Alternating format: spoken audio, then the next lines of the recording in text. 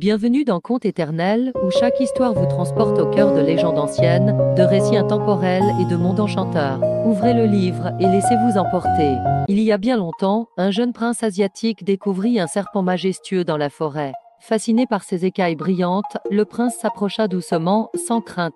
À sa grande surprise, le serpent parla « Je suis le gardien des secrets de la nature. Montre-moi ton cœur et je t'offrirai la sagesse et le pouvoir que tu cherches. » Le prince, courageux et bienveillant, traversa des épreuves redoutables, prouvant sa bravoure, sa gentillesse et son respect envers toutes les créatures. Le serpent observa en silence.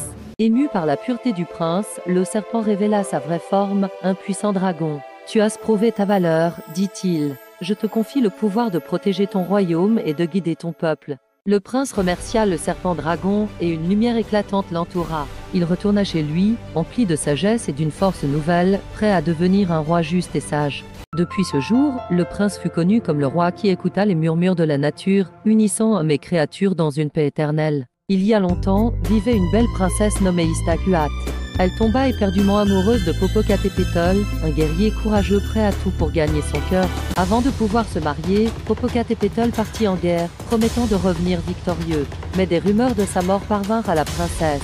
Istakuatl, dévastée par la nouvelle, s'effondra de chagrin et son cœur cessa de battre.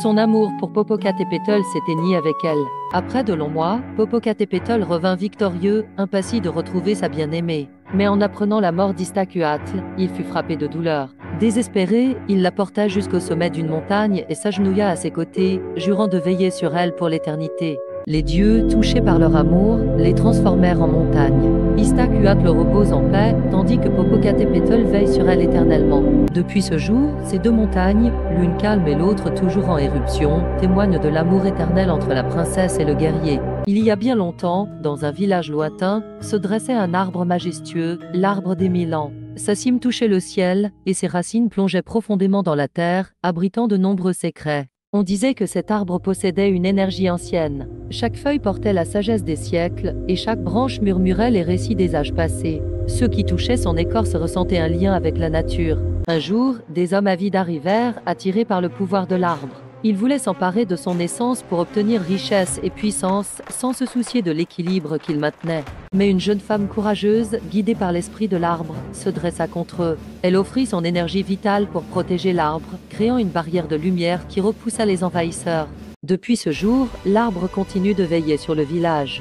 Sa lumière éclaire ceux qui respectent la nature et son énergie traverse le temps, rappelant que la vraie force réside dans le respect et l'harmonie. Avez-vous déjà entendu comment un grand esprit amérindien a créé notre monde? Un récit plein de sagesse et de beauté nous attend. Dans les temps anciens, le grand esprit, empli de lumière et de puissance, décida de donner vie à la terre. En puisant dans son propre cœur, il façonna majestueusement les montagnes, les rivières, les forêts et les plaines, insufflant à chaque élément une part de sa lumière éternelle. Ensuite, il créa les premiers êtres vivants, des créatures merveilleuses, leur offrant la capacité d'aimer, de penser et de s'entraider. Chaque être reçut un fragment de la lumière du grand esprit, une étincelle qui brillerait en eux pour toujours.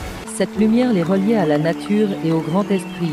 Ils pouvaient ressentir l'harmonie et la force de la vie circulant en eux, créant une symbiose parfaite entre chaque être et le monde qui les entourait. Alors, que pensez-vous de cette légende? Croyez-vous que l'amour et l'harmonie sont essentiels pour notre monde aujourd'hui? Partagez vos réflexions en commentaire. Selon les Navarros, notre monde est le résultat d'un voyage à travers 4 mondes mystérieux. Voici leur incroyable histoire de la création. Tout a commencé dans le monde noir, rempli d'obscurité et de brume. D'âmes insectes et des esprits y vivaient, mais l'endroit était trop étroit, alors ils décidèrent de partir. Ils arrivèrent dans le monde bleu, un vaste ciel d'eau. Là, des êtres aquatiques les accueillirent, mais des conflits surgirent, les poussant à chercher un autre monde. Leur voyage les mena au monde jaune, où la lumière se répandit. Ils apprirent à parler et à créer des outils, mais l'agitation grandissait, et ils devaient continuer. Enfin, ils atteignirent le monde blanc. Le grand esprit créa montagnes, rivières et animaux. La femme changeante donna vie aux premiers hommes et femmes, formant le monde que nous habitons aujourd'hui. Pour les Navarros, cette histoire rappelle l'harmonie entre l'homme et la nature. Et vous, que pensez-vous de cette création? Partagez votre avis.